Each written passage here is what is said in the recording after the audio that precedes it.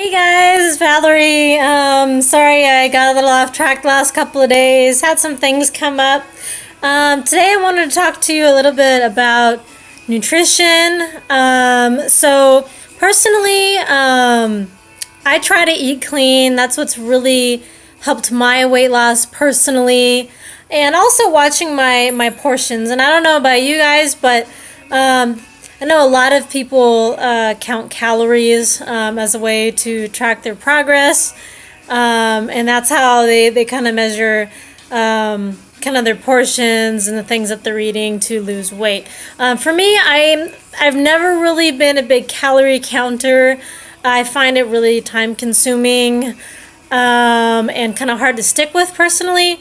So most of the time I try to eat really clean.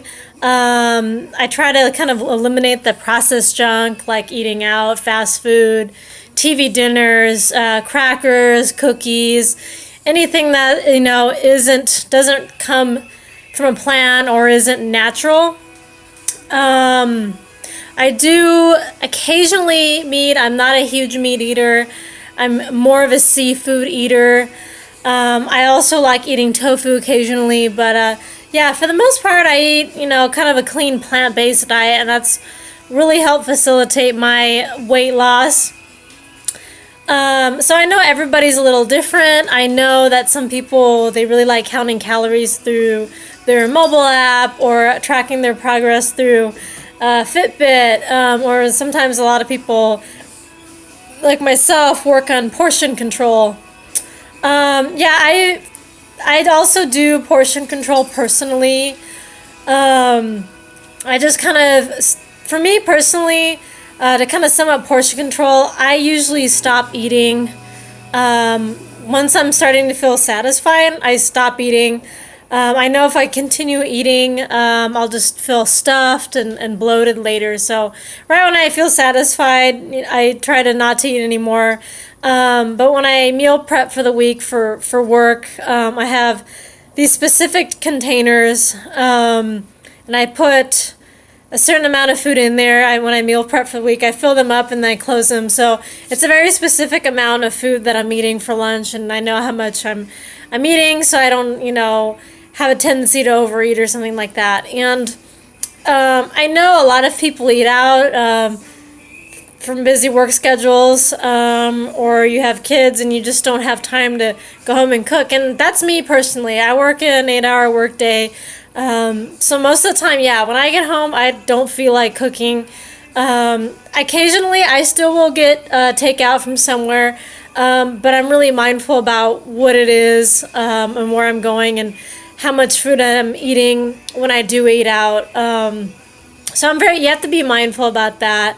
I don't go to any fast food restaurants like McDonald's or anything like that. If I go somewhere, it'll usually be like a takeout from a vegetarian place, or occasionally I'll just get a sushi roll. And I know a lot of people, especially at some sushi places, will go to the all-you-can-eat sushi places. Yeah, don't do that. In general, don't go to all-you-can-eat places. That doesn't work for me either because I'll tend to put a bunch of food on my plate and want to eat it all.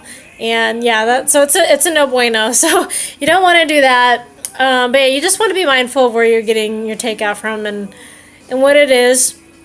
But yeah, so I do still have treats occasionally. I try to limit it. I think at one point I was having a dessert every single day with my tea. Maybe it was a slice of cake or a few cookies or something like that. But yeah, so I try to only do that maybe once or twice a week. And that's really helping out so you don't have all those extra calories before bedtime.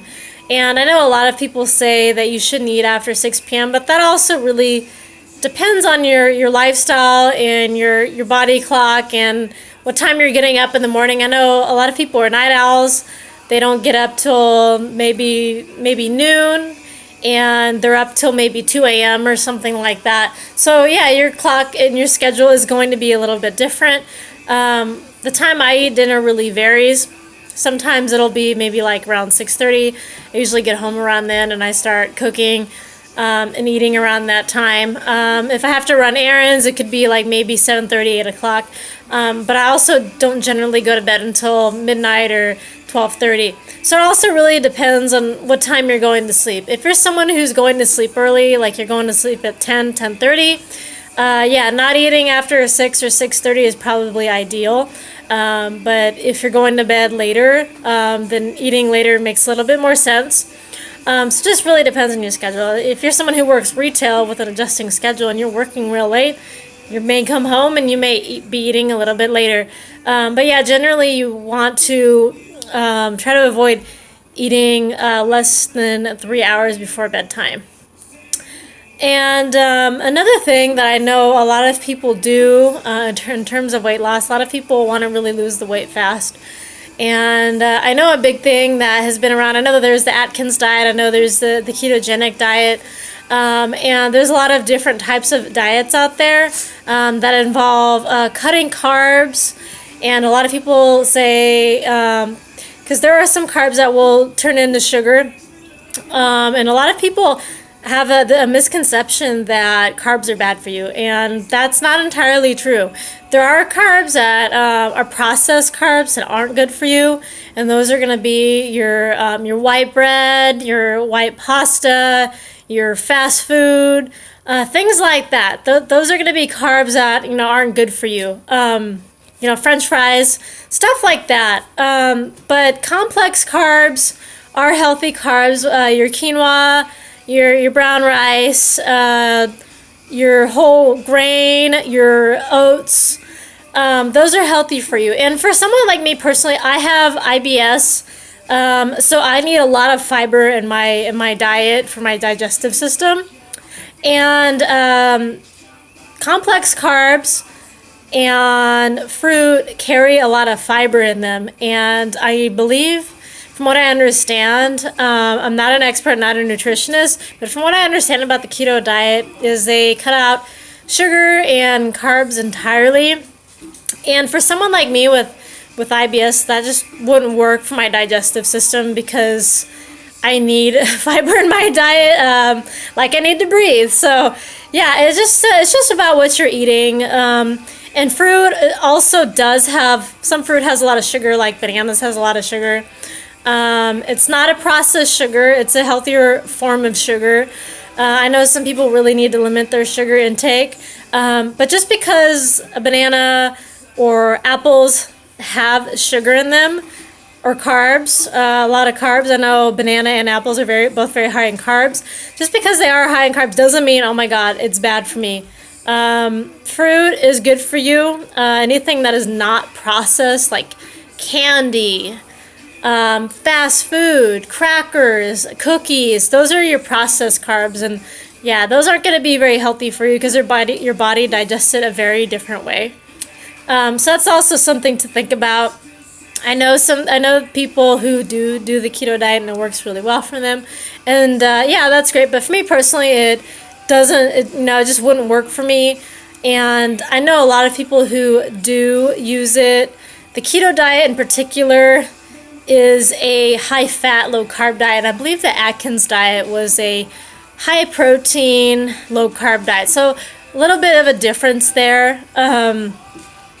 But what I see a lot of people doing in regards to the keto diet is they have a lot of processed fats. And if you're going to be doing something like the keto diet, you need to make sure that the high fats that you're getting the sources from are from avocados, from peanut butter, things like that. A lot of people, though, are getting it from bacon and red meat and stuff like that. Not to say that those things are bad, but I know red meat in particular, unless you get organic or something, has a lot of hormones, and bacon is also very processed. So yeah, it's you have to be really careful about some of those things you're putting in your body that are processed, and they're not very healthy for you. So you want to be mindful of that as well. So going on, yeah, you just want to be mindful of the kinds of carbs you're taking in. As I mentioned before, I'm trying to eat a really clean diet. I have a lot of fish, a lot of fruits and vegetables, a lot of complex grains like quinoa, brown rice, and oats. And another thing you can do is you can adjust your recipes. Instead of making pancakes with eggs and canola oil, you can actually make pancakes with bananas, and it's so simple. Whenever I make pancakes, I just get out a banana, I get out 2 eggs and a scoop of protein powder or Shakeology, and I blend it, and I make pancakes that way versus going to the store and buying pancakes and making it out of a box. And there's all kinds of different unhealthy ways that people will do it, and there's plenty of really healthy, clean ways to make these fun items without sacrificing taste. So it's like you really don't